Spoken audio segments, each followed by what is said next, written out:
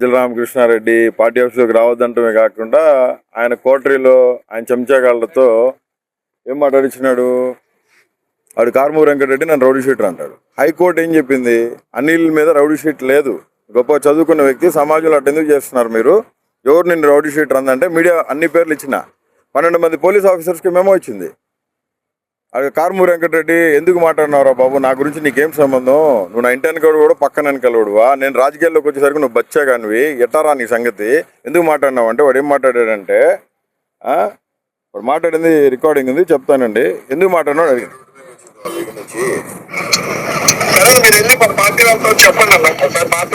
అంటే ఏమని మాట్లాడాలి, మీ మీద కంప్లైంట్ ఇవ్వమంటారా?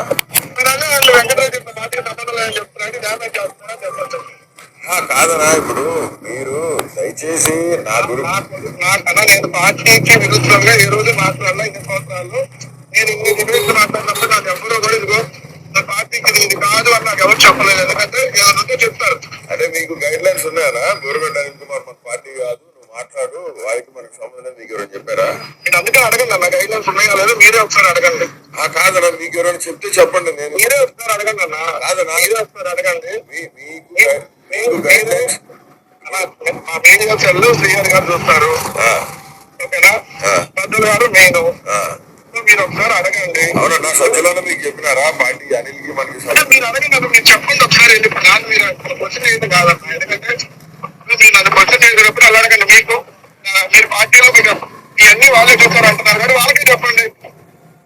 అది ఏంటంటే ఇట్లా చెప్పిన డ్యామేజ్ చేయడం, నేను పార్టీ మనిషిని అయితే కాదని ఎట్లా చెప్తారు వాళ్ళు అని మీరే అడగండి. అప్పుడు నాకు అబ్బాయి ఫోన్ చేస్తారు కదా, ఆ టాపిక్ ఏదో చెప్తారు కదా. అంటే జగనన్నకు భారతమ్మకి చెప్పి మీకు ఫోన్ చేపించి అట్లా మాట్లాడుతుంది చెప్పించాలి మీకు, అంతేనా? నేను అట్లా అనలేదమ్మా, పార్టీలో ఎవరు మీ పార్టీలో అన్ని వాళ్ళే చూస్తారని చూస్తారు కదా. అవునా, వాళ్ళ నుంచి వేరే వాళ్ళకి చెప్తారు కదా, వాళ్ళు మీరు చెప్పేది ఎలా ఉందంటే, మీరు నాకు చెప్పొద్దు, మీరు బయట చెప్పండి, వాళ్ళు నాకు చెప్తారు. ఇప్పుడు జగనన్న మీకు చెప్పాలా లేదా భారతం మీకు ఫోన్ చేసి చెప్పాలా, అంతేనా? నేను అసలు మీరు నాకు ఫోన్ చేశారు అడగటమే రాంగ్ అంటున్నా. ఏం రాంగ్? మీరు నాకు సంబంధం లేదు పార్టీ కదా, ఎవరో చెప్తారు కదా అడగటమే రాంగ్ అంటుంది. అవునన్నా, ఇప్పుడు మీరు మాట్లాడారు కాబట్టి అడుగుతున్నా.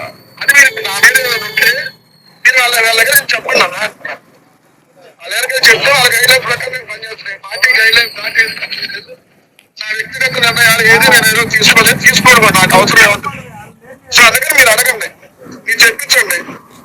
మా మనిషి అని బాధ్యత చెప్పింది, లేకపోతే మా మనిషి అని ఏమన్నా క్లియర్గా అతను చెప్పింది ఏంది రికార్డింగ్ లో, పూడి శ్రీహరి అనేవాడు చెప్పిండు, సజ్జల అనేవాడు చెప్పిండు, వాళ్ళు చెప్తే వాళ్ళ ఇన్స్ట్రక్షన్స్ బట్టి నేను మాట్లాడినా అన్నాడు. నేను రౌడీ షీటర్ అంట. బోరగడ్డ అనిల్ కుమార్ అనేవాడు లండన్లో పీజీ చేసినాడు. మా నాన్న చనిపోయినాక నేటికి వచ్చి జగన్మోహన్ రెడ్డి గారి కోసం కష్టపడినా. సెంట్రల్ రాజకీయాల్లో, కేంద్ర రాజకీయాల్లో కీలకమైన వ్యక్తిగా ఉండి కేంద్ర మంత్రులు నా ఇంటికి వచ్చిపోతారు.